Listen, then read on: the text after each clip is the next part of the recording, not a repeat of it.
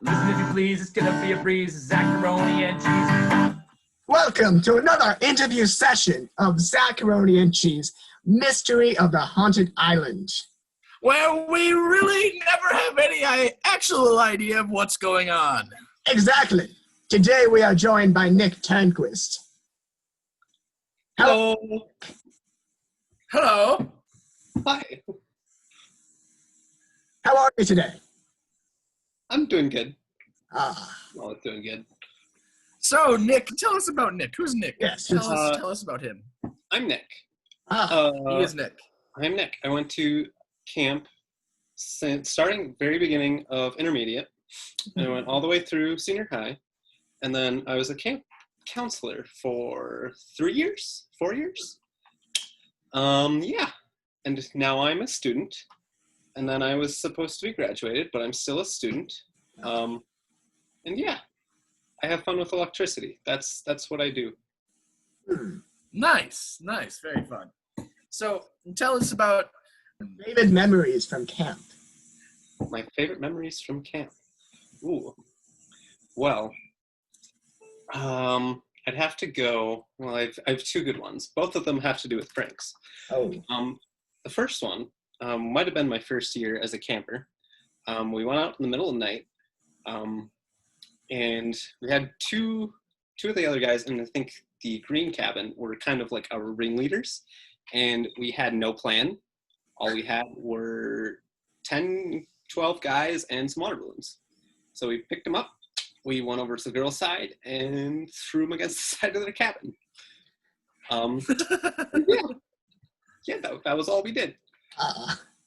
nice. You showed them. Yeah, I know, right?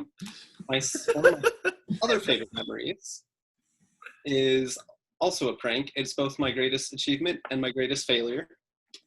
It was the time I pulled the dock in all the way up to the flagpole, and I covered it in flour. And it was so funny. I chuckled to myself many times. But I missed the opportunity to do it again the next night. And then instead of covering it in baking flour, I should have covered it in like little plastic flowers. I think that would have been so funny. Yes. That'd be awesome. Yeah, that is disappointing. Yes. Yeah. Yes. I mean, the first one is impressive though. Like, The side of your building is wet. And the wetness will dry, but not before we forget about it. So Nick, tell us tell us about camp's impact on you as a person, as a man of faith. Tell us exactly. Try to tell us exactly its effect on you as a person. Heck, I don't even know how I put words to that. Here's one way to put words to that. I honestly don't think I would be a Christian if it wasn't for camp.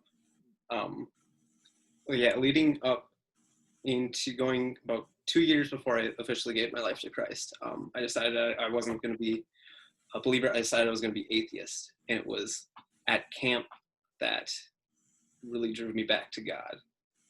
I still remember, heck, I can never remember his name, but he would always give talks at chapel, and he'd get really, really animated, and he'd be like shouting out his sermon. Jim. Yes, It's Jim. Probably Jim. Yep. Jim Haslin, yeah. Yes. Yep, that sounds right. Jim was giving a talk. I remember one line from that. I only remember one line because, like a normal snotty teenager, I was zoning out despite Jim shouting in the tiny little room. I zoned in for half a second. I remember him saying, "Daddy loves you." I was like, "Oh, whatever." And I zoned back out. And then we got up to do worship after the sermon. And I got up and I liked to sing along just because I liked the melody. And then I started seeing some people like walk back out of the chapel, like crying. And this was like one of the last chapel nights when all the counselors go out and like field people's questions and like pray for people. And this was that night. And I just see somebody like go walk past, like tears gushing out of their face. I was like, oh, that's weird. I hope he's okay. And then some more people went back, and more people, and just for no reason whatsoever, it felt like this gut punch. And it was like, oh crap, I was completely wrong. God is real, and I've messed up. And that's the second I gave my life to Christ, and it's would not be a Christian if it weren't for camp. Awesome. I think camp has that kind of profound effect on people that happens for sure. So, Nick, Yes. if you could be any kind of tree, what kind of tree would you be, and why?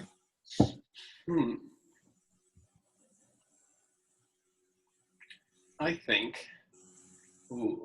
I would be a redwood on the top of a mountain. Redwood tree. Yes, because I'd be really tall, and I could see really, really far.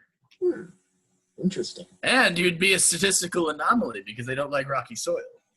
Ooh, true. I don't know that. Nick, tell us,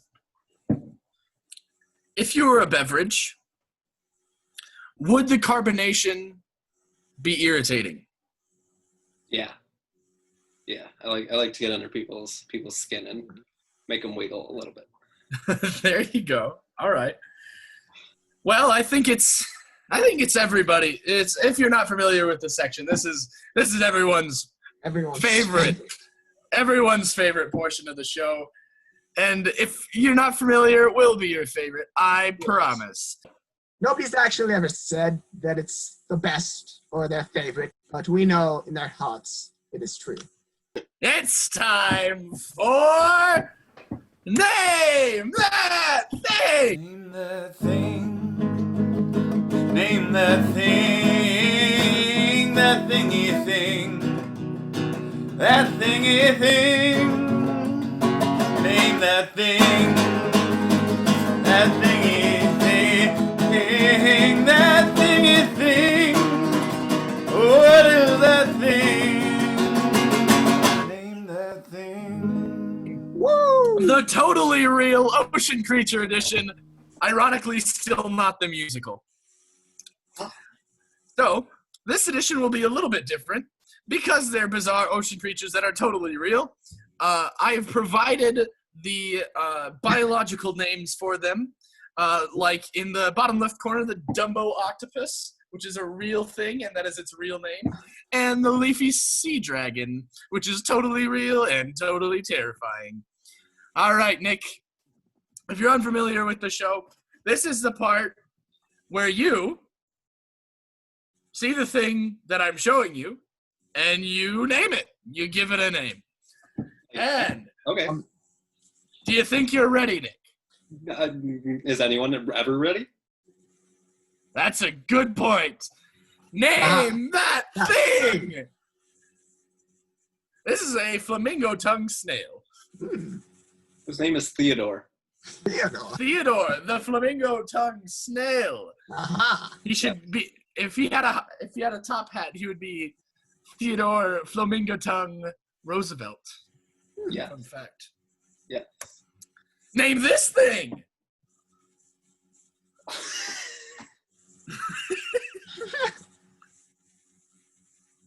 Derek. Gary. Eric. The sea pen. Eric the Sea Pen. Sea Pen, I knew you had ink. Name that thing! Ooh. Handfish. That's Penelope. Ah. Penelope, I spotted her on Google Images for her spotted hands. Oh. Fun fact. You gotta love Well, thank you, Nick, for playing. Name that thing. Name that thing. Name that thing. Name that thing. That thingy thing. That thingy thing. Name that thing. That thingy thing. That thingy thing. What is that thing? Name that thing. All right. Now for the final segment, Oh, yeah. it's time for rapid fire, off the top of our head, questions. Go, Zacaroni. How fish have you caught? Probably 2. 2 fish. How many fish would you prefer have caught? 3? There you go. So tell me, if you were a fish, would you prefer to be caught? No. You see, that's an interesting question, because what I would prefer is if I were caught, then I'd have the street cred. I'd just like to be released. So anyway, Released. yeah. Can you imagine the mad street cred that you get from being Yes. caught as a fish? Look at this hole in my mouth. See? There you go. Yes, I guess. Oh, Nick is frozen. I- Oh, there he's back. No, Hello. I never saw him frozen.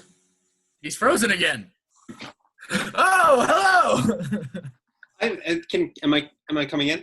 Yes. We good? We good? Yes. Yep. Yep. I don't.